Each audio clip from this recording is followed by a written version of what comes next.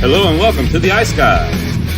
This is the show that takes you into the world of the National Hockey League. Every game, every day, from a betting perspective. With pro sports handicappers, Ian Cameron, Alex B. Smith, and various guests from the world of hockey and sports betting. And now, here's your host, Ian Cameron.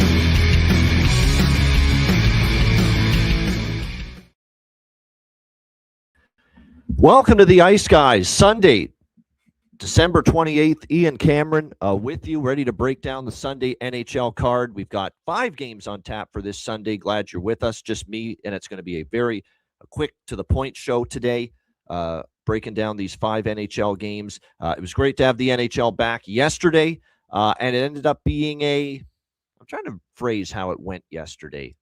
It was decent. It wasn't great, it wasn't bad. As far as the results, that is, on the betting board for Saturday. Win some, lose some kind of day.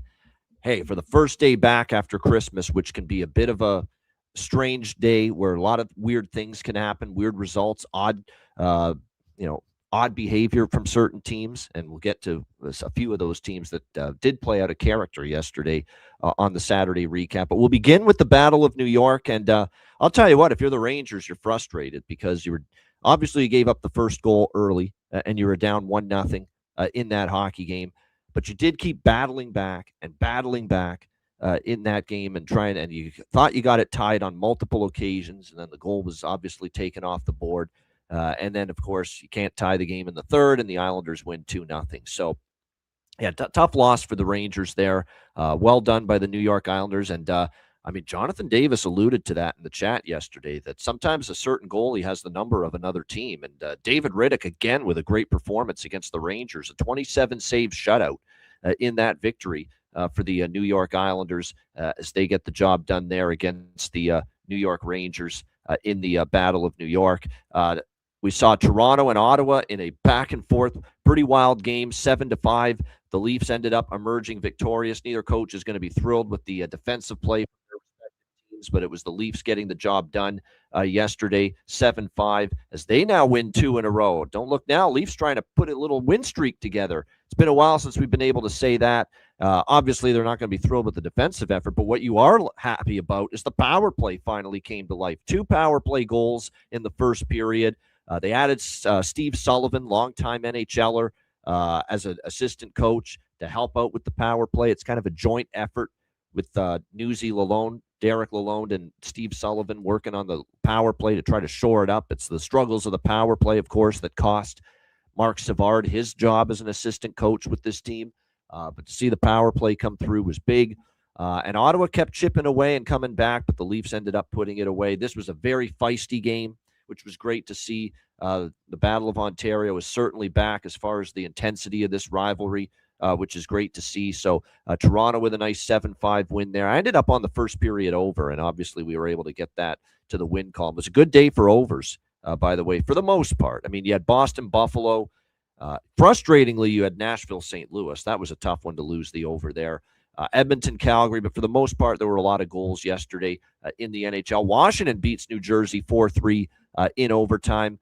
Nice job by the Caps there. They were down 3-2 in the third. Ovechkin ties it in the third, and Jacob Chychrun, his phenomenal season offensively, continues, getting the overtime winner. Buffalo, 8 straight wins, 4-1 win over Boston. I couldn't believe how the crowd was last night. It was almost packed. That's almost unheard of for a Sabres home game. All you need to do is show this city that you're not a laughingstock. You're not a complete failure.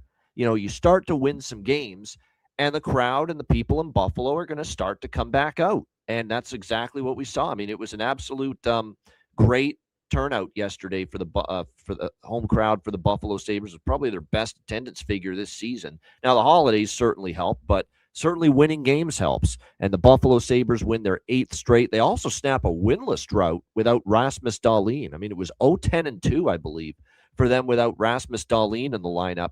Well, they put an end to that losing streak without their captain and their top defenseman, and they beat the Boston Bruins 4-1. And again, Ukko-Pekka Luukkonen, he's playing like Marty Brodeur on his home ice. I mean, the numbers are what now? 5-1, sub 2 goals against average, something like a .930 save percentage for Ukko-Pekka Luukkonen at home. Like, it's absolutely incredible to see how well he's played at home. And on the road, he's a little bit iffy. So, but right now, 8 straight wins for the Buffalo Sabres. Congrats to them. And they actually ended the night tied for the second wild card spot. Amazing. But we've been here before with Buffalo, where this time of year, entering the new year, we're getting excited about the chances that they make the playoffs. There's a lot of season left. Slow down. Take it.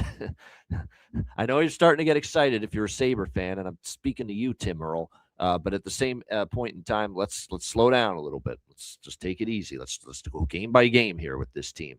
See if they can make it 9 in a row in their next game. But you know what the difference is? They're getting contributions up and down the lineup. Everybody's playing better away from the puck. There's a much greater intensity and focus defensively from the Sabres lately. That has also played a part in this win streak. The commitment, the buy-in. We always hear that term, the buy-in. Well, you're seeing that right now from the Buffalo Sabres. Players are buying in at a level we haven't seen in years from the Buffalo Sabres. Now, the question's going to be, can they keep it going? Minnesota, this is a sickening loss if you're the Winnipeg Jets. You had a 3-2 lead. Zuccarello on the power play ties it up. Scott Arniel was furious about a call that was made late in that game toward Winnipeg, but a non-call that was not made toward Minnesota at the end, a call that resulted in a late wild power play. Zuccarello ties it, and then Matt Boldy with a laser to beat Connor Hellebuck and win it for the Wild in overtime. Sickening for Winnipeg to lose that game. And the struggles continue. I think that's 5 losses in a row now for the Jets. Terrible loss for the Jets there. Unfortunate, controversial ending. It's one of these deals where, okay, they missed a call on one team and they made a call on the other team. So you understand why Scott Arniel is upset. But at the end of the day, don't let the tying goal in. Get a kill with the 6-on or the 6-on-4. Get the kill. And Winnipeg was not able to do it. So you can blame the refs, but you got to blame yourself too. So you got to just get that game home. You got to finish it if you're Winnipeg, and they weren't able to do that at the end of the day. No, Minnesota bounces back from their mini 2-game losing streak. Carolina 5-2 against Detroit. I got greedy. When Detroit cut it to 3-2 in the third period, I said, here we go again. Carolina going to blow another game, and I did jump in live on a little bit more Detroit in the draw, but no, Carolina finally learned their lesson, and they finished the deal. They closed the door, and they beat the Detroit Red Wings 5-2 last night in that game. So nice, much-needed win for Carolina to stop the bleeding, and much needed to see them actually close out a game that they had a third-period lead in, something they had not done in recent games. And then I'm going to, Tampa Bay, Florida it went off the rails. It was just an insane game. 4-2 Tampa Bay, but the final score is the afterthought. It was a fight night at the OK Corral there in Florida last night. It was violent. It was intense. It was nasty. It was hate-filled. These teams feel like they want to kill each other on the ice, and I'm convinced after what I saw, especially second period, early third period, A.J. Greer might actually be murdered on the ice. I don't like using that term. Of course, I'm saying it tongue-in-cheek, but at the same point in time, like, players on the opposition are losing their minds over A.J. Greer. Like, they want a pound of this guy's flesh. They want him to atone for antics, shenanigans, backstabbing, punching guys when they're not looking. Someone asks him to drop the gloves, someone in his weight class, and half the time he'll back away, and then he'll attack someone like an Oliver Bjorkstrand last night, who fighting's not his thing. You understand why, people are pissed with A.J. Greer. He is I think, king instigator, king shit disturber in the NHL. I think he's even surpassed Nick Cousins, quite honestly, who is a former Florida Panther, of course, now with the Ottawa Senators. Like I said, it's, man, people hate that guy. People hate playing against him, and you certainly saw that yesterday. He was at the forefront of a lot of those scrums, a lot of those fights that we saw. The penalty boxes were filled. You saw 5 Florida players, 5 Tampa players in the penalty box at one point. Old school hockey. I love it. I don't want to hear from the softies out there, the DQ softies, the snowflakes say, hey, this physicality, this violence, this animosity, it's bad for hockey. It's bad for the sport, this fighting, this brawling, no, it's good.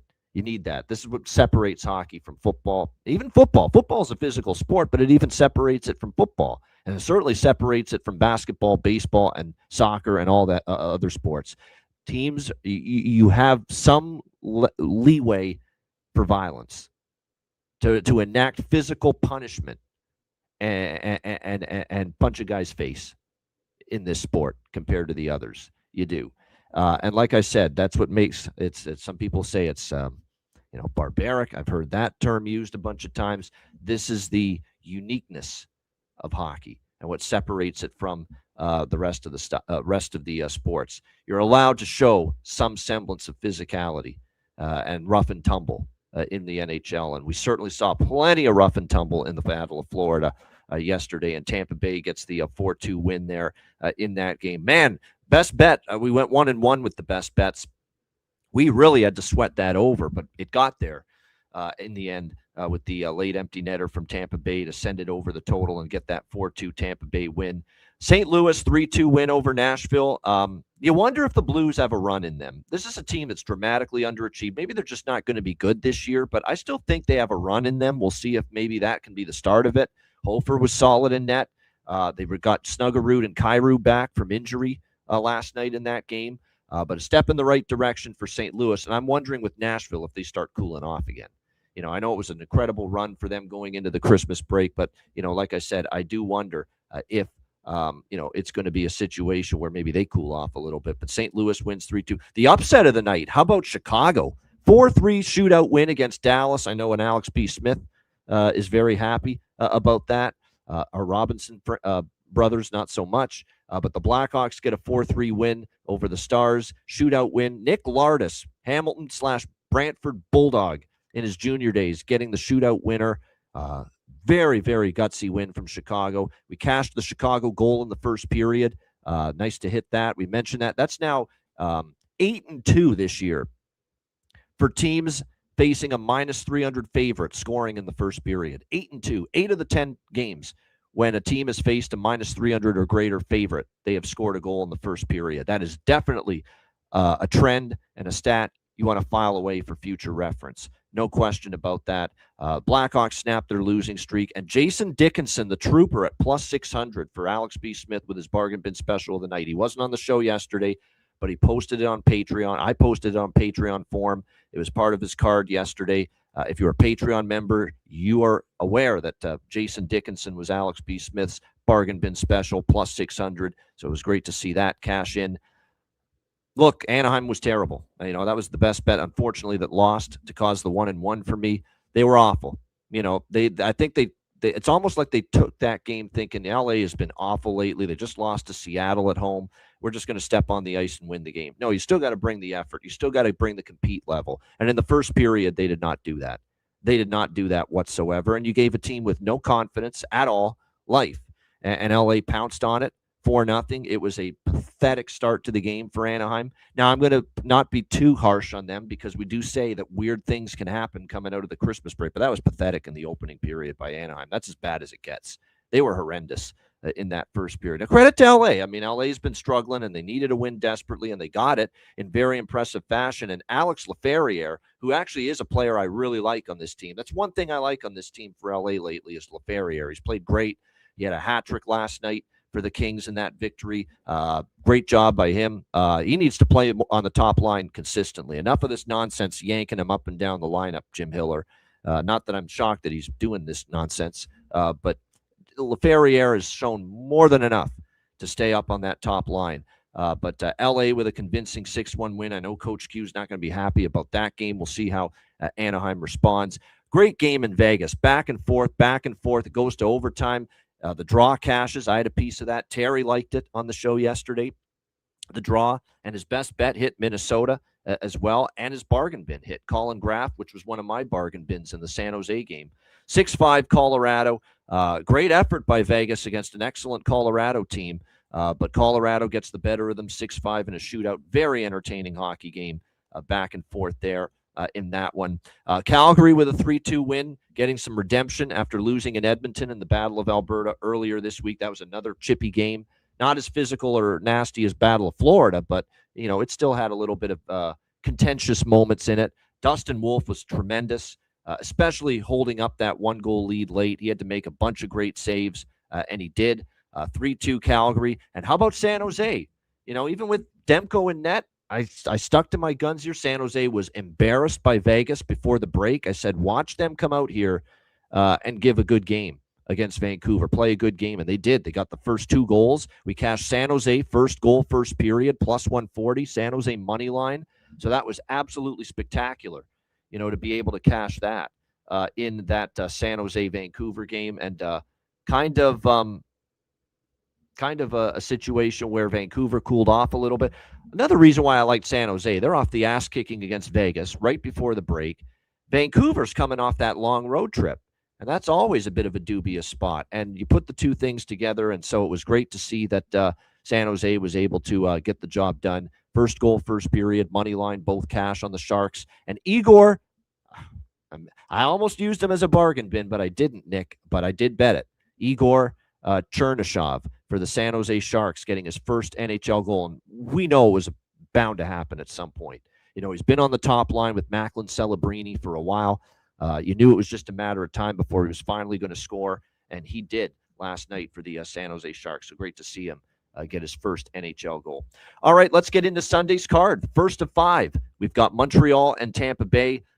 Tampa Bay minus 145, minus 150. Home favorites in this game, 6.5 the total between these 2 teams. Montreal's first game following the Christmas break. They did not play yesterday, one of the few teams that didn't play yesterday. And Tampa Bay is coming off that crazy game, obviously, against Florida. Physical, intense, people trying to bash the other skull in. I mean, it was just that kind of game. And Tampa Bay gets the 2 points in that game. Kind of an afterthought with all the, the violence going on, but definitely a good win for Tampa against a red-hot Florida Panthers team, 4-2. Vasilevsky was solid in net. We'll see how they fare here. Personally, I look at this as a pretty sweet spot to try going against Tampa Bay here. We're talking about a Tampa team that, yes, they've won 3 in a row, but that was an all-out war with the Panthers last night.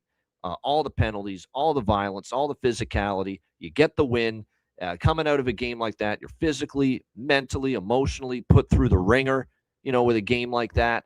Now you got to come back less than 24 hours later, and you got to play again here against a rested Montreal Canadiens team. I think it's a beautiful, sweet spot to fade Tampa here. I'm going to go first goal, first period, Montreal, and first period money line, Montreal, and full game money line, Montreal. And Montreal team total over 2.5 while I'm at it as well. I think there's a brutal spot for Tampa. Are you kidding me? Coming off what we saw last night with them and the Florida Panthers. Like I said, that is a tough turnaround. Very tough coming off a game like that. And then to really put the icing on the cake is why I like Montreal's Jacob Fowler's back in net. And this kid is he's putting good games together in a row now. He shut out Pittsburgh last week. We saw him play well in the victory against Boston. They thumped the Bruins right before the Christmas break with Jacob Fowler in net, 6-2. They beat Boston. So suddenly this is a goalie that's given up 2 goals in his last 2 starts combined, which is good to see. Building confidence. He's already confirmed in net. It's going to be probably Jonas Johansson, JJ here in net for the Tampa Bay Lightning on the back-to-back after Vasilevsky got the start yesterday. So I like Montreal in variety of forms here. First goal, first period money line, full game money line. Give me that team total over 2.5 here with Montreal as well in this game. I think it's a very, very tough situation here for the Lightning coming off the physical war that they had with the Florida Panthers yesterday. And that team total for Montreal, 2.5 minus 140 is the best price out there. You got to lay a little juice on that, or you could go 3 at even money or plus money and go with that. So like I said, I think it's a wonderful spot to take Montreal. I don't mind the over either, but Fowler is playing well. I think Montreal can score goals. Tampa's obviously very offensively capable. We know that. But with Fowler in net, now the last Fowler start went over, but Montreal scored 6 goals in that game. He only got 2 from Boston. He shut out Pittsburgh before that. That game stayed under. Montreal won that game 4-0. Another thing to note, too, is that they've scored 4 and 6 goals in these last 2 starts made by Jacob Fowler. So the Montreal Canadiens have been able to give him the goal support in these last two games as well. So, I think it's a wonderful spot here for Montreal and a very, very tough one here for the Tampa Bay Lightning. As far as props go for this game this afternoon, this is a late afternoon start, by the way, so keep that in mind. Oliver Kapanen, goals in two. No, sorry, that's shots on goal. My bad. That's Ivan Demidov with goals in two straight for the Montreal Canadiens. So maybe ride the hot hand there. Zach Bolduc scored in the game before the break, still getting that top line opportunity. So, like I said, I think that's worth a look. Even a guy like Pontus Holmberg has now scored in back-to-back games for the Tampa Bay Lightning.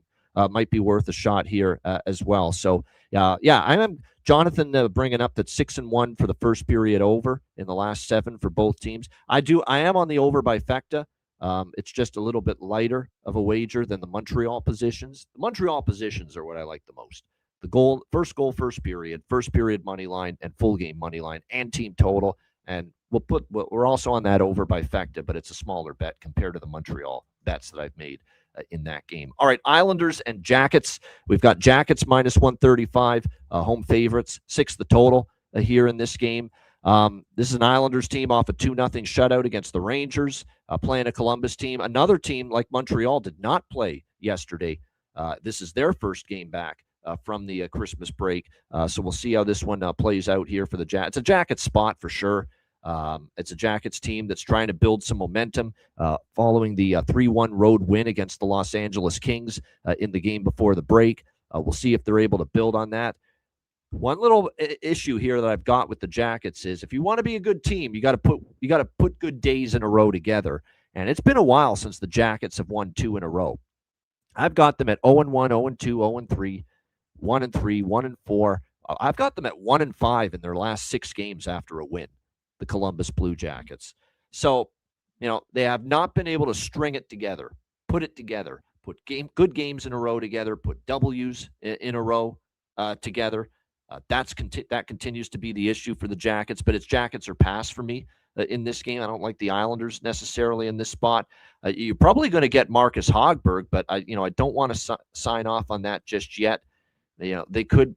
We're seeing this especially with coming off the break. Everybody's rested, so maybe they go back to David Riddick off a shutout here in this game. It's very possible because of the fact they're coming off the Christmas break. Everyone's had a little bit more time to rest.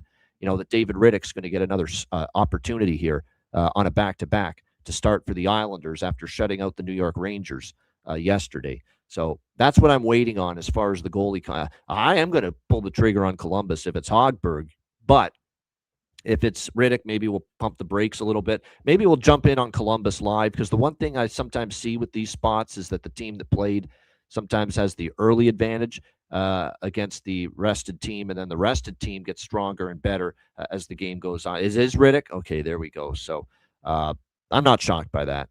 Riddick played well. He's rested. You don't worry as much about putting a goalie in back-to-back and him feeling fatigue when you're coming off a 3-day break, like every team in the NHL is prior to this weekend. So, I'm going to look for Columbus live. If they fall behind, I'll probably bet some Columbus money line. Jonathan alludes to the fact, we've pointed this out too with Columbus, that they've been a bad home underdog. They've been a great home favorite. They're 7-1 as a home favorite this year, the Columbus Blue Jackets. So when they're favored at home, they get the job done. So that's something to keep in mind. 7-1 is a home favorite, and they are home favorites, of course, here in this game.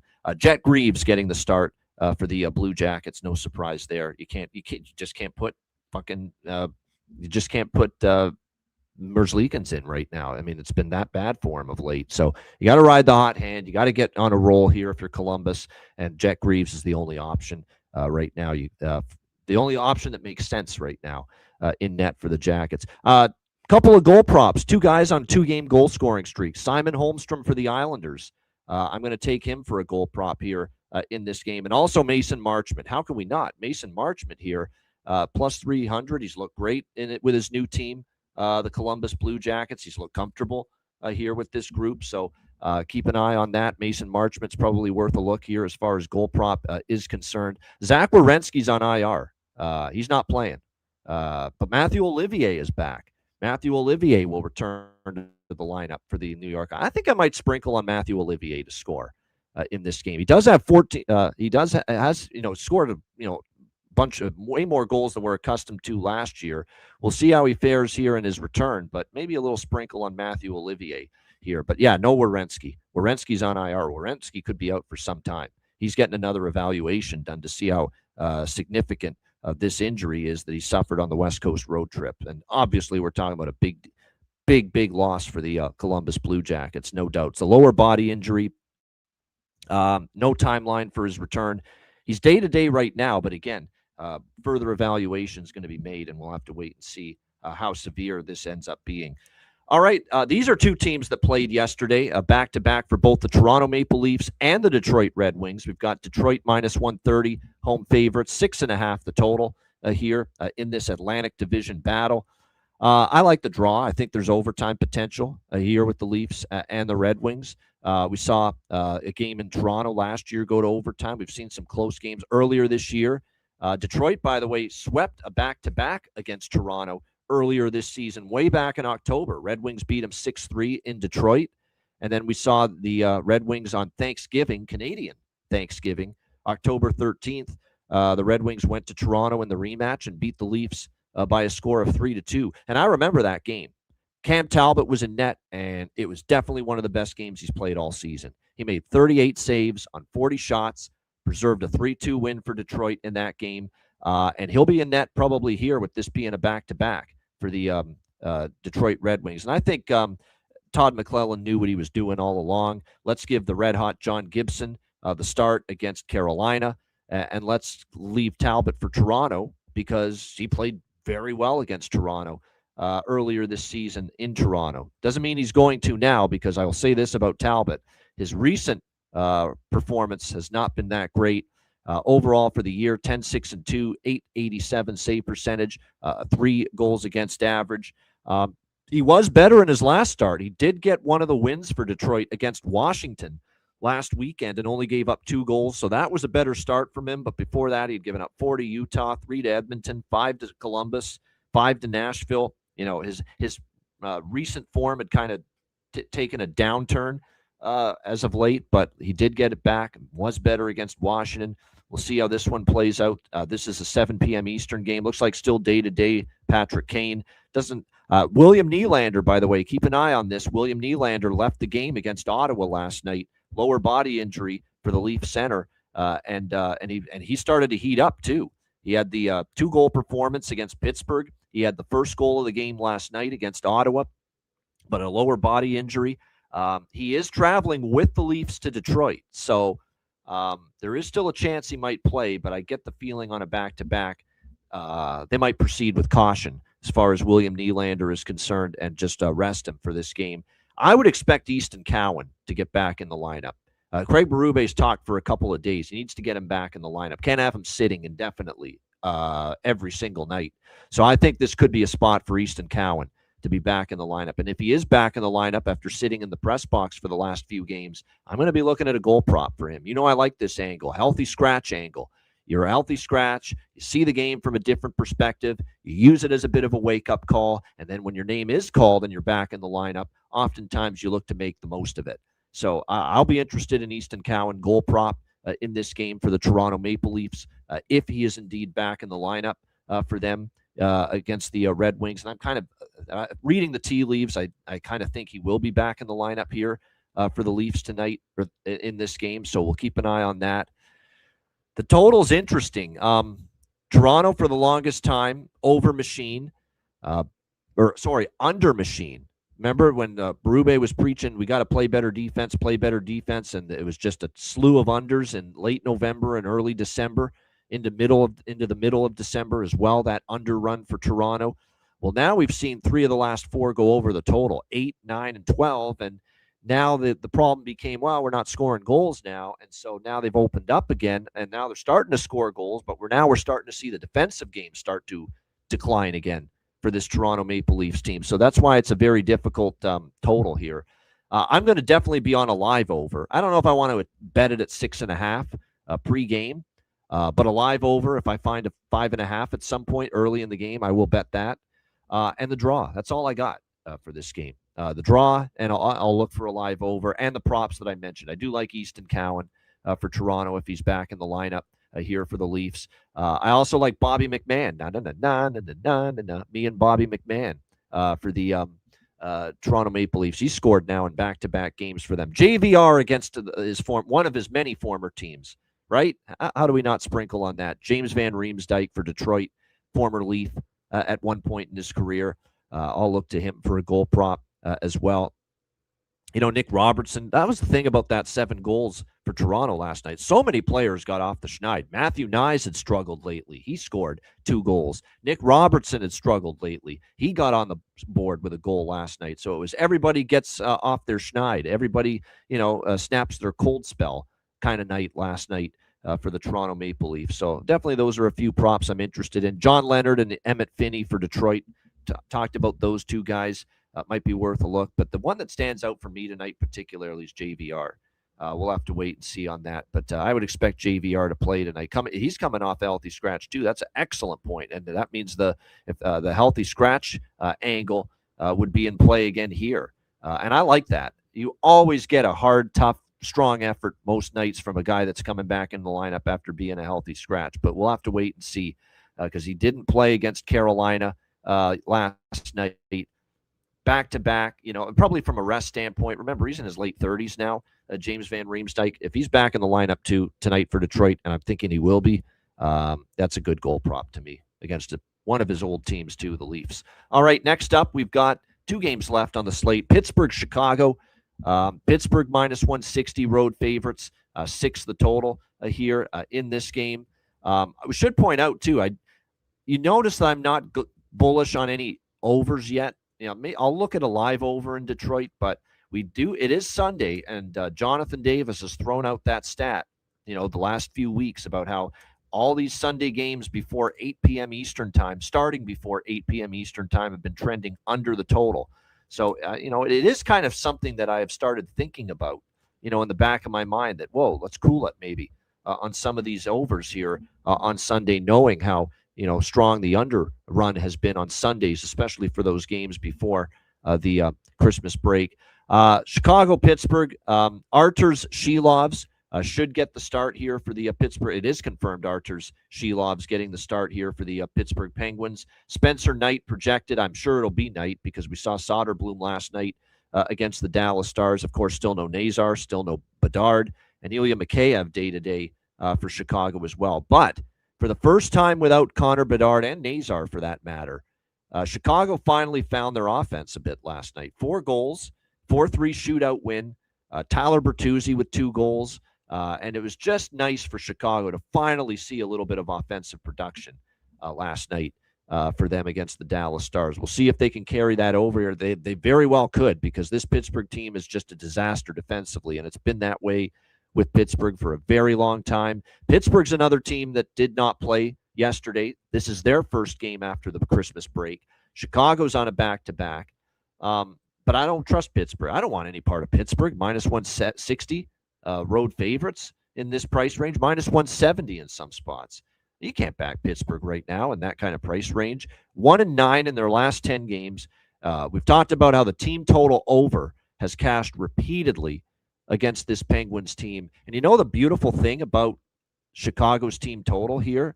Chicago's team total in this game is 2.5 minus 120 to actually minus 118 at Pinnacle, minus 120. I'm seeing minus 122 at FanDuel for Chicago Blackhawks over 2.5. Do you know that the Pittsburgh Penguins have given up 3 goals to the opponent in 10 straight games? 8 of those 10 games, they've given up 4 or more. And all we need is 3 from the Chicago Blackhawks here. I'm on it. I mean, I know this is a team that's missing Bedard and missing Nazar, and they had struggled mightily to put the puck in the net. But they finally saw the puck go in 4 times, 3 goals, I should say, in regulation. Of course, they won in a shootout. But this Pittsburgh defense is just a mess. They can't defend right now. Their goaltending's not been good enough from really either guy, Skinner or Shilov. Shilov's numbers just haven't been great. We've talked about Shilov. Hasn't had a good season. I don't know what else to say. 5-5-6, 3.22 goals against, 887 a save percentage. Those aren't good numbers. Now, Jonathan's saying he's owned Chicago and his numbers are great. Well, that's Vancouver Shilovs. Let's see what he does with this shit blue line in front of him I'm not buying it. Chicago, I think, can get to 3 on home ice. I like this over by Fecta here as well. First period over, full game over. This is an over I'm getting behind. Pittsburgh's over. I'm betting every mechanical bet. Pittsburgh overs until proven otherwise. They don't defend. They can't defend. They're awful. They're a train wreck. They're a travesty in their own zone right now, this Pittsburgh Penguins team. You can get Bantam A hockey teams maybe putting a few pucks past this team right now. That's how bad they've been at the defensive end of the ice. So not only am I going to look to Chicago, little sprinkle on this money line with and the team total more so because I am aware Chicago's been bad on the back-to-backs. But this Pittsburgh team's a travesty defensively right now. So if there's ever a spot Chicago's going to snap the issues and the struggles on the back-to-back, all streaks come to an end, man. Eventually, everybody that struggles on a back-to-back wins eventually. Just ask the Seattle Kraken when they beat L.A. Earlier this week. So, like I said, it's just you're going to give me a 2.5 team total for a team facing a team that just doesn't play any defense, that's been reeling at the defensive end like Pittsburgh. I'm going to take it. So Blackhawks team total over is what I like here quite a bit. And I'm also on this over by Fecta. I don't mind the night saves look because I think Pittsburgh will probably get some shots on goal in this game. It's a question of will they go in. That remains the question here. And Pittsburgh still can score goals. I mean, they've scored 3, 4, 5 in a majority of their recent games, but they've been giving up at least 3 in 10 straight, 4 plus in 8 of their last 10 games. That's where the issue has been for the Pittsburgh Penguins. All right, as far as props go for this game, we talk about, Rutger McGroarty's interesting. Jason Dickinson, I think you got to take him again. As long as he's on the top line and you're getting like plus 500, plus 600 with him, that is definitely a prop I'm interested in. And that was Alex's bargain bin last night. Makes sense to me, considering the elevation in the lineup that we've seen from him. So those are some props that I would be interested in for the Blackhawks and the Penguins in that game.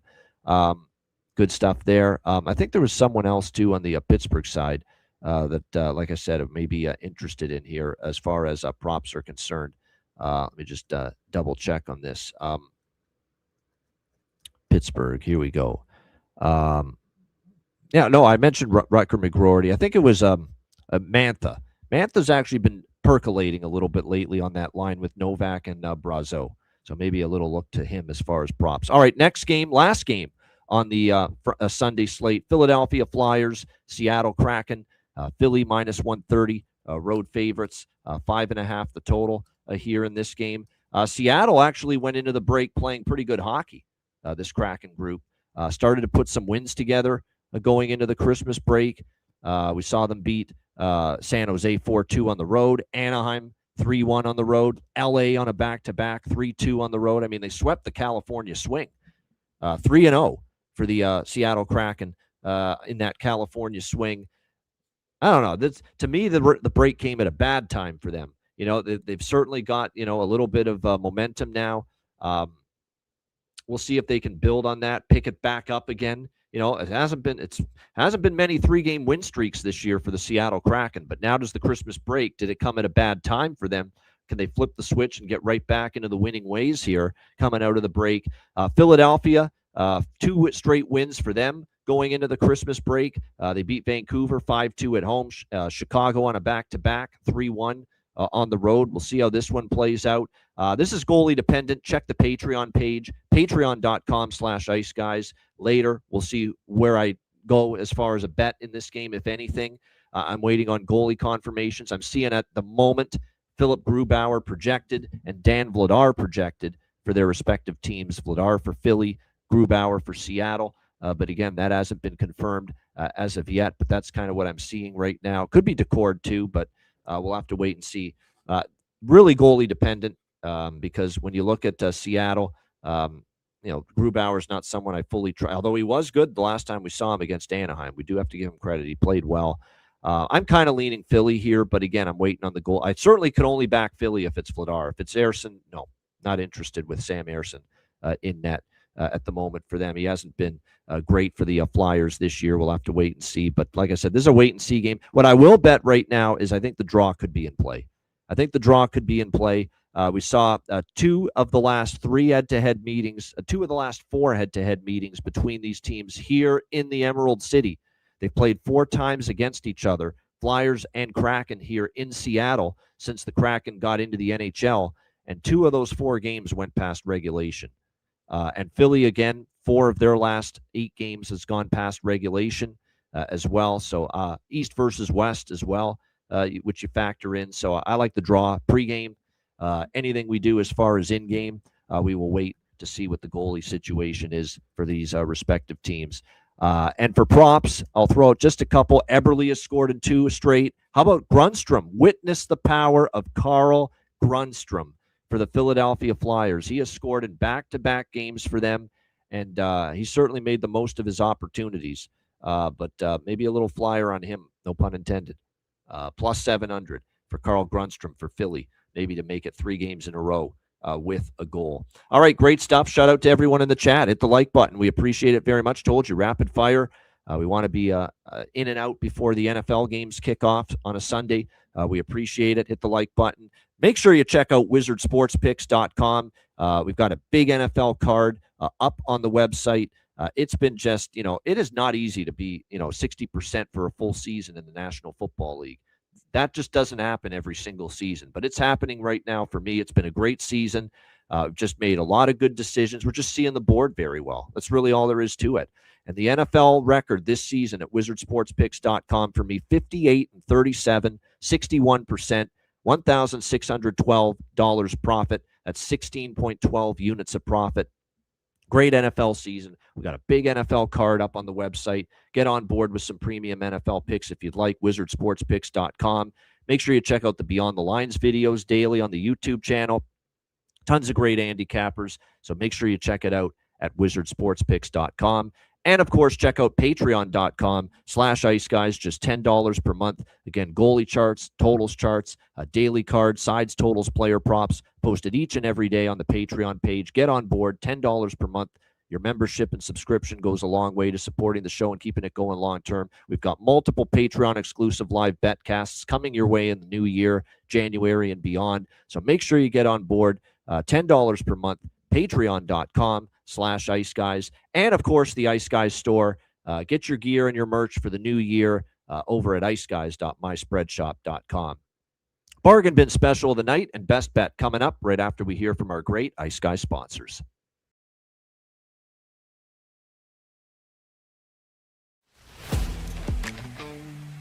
Wizard Sports Picks, featuring the finest handicappers in the universe. Sharp insights, trusted picks, and relentless results. We strive to help you become consistent winners. This is Wizard Sports Picks.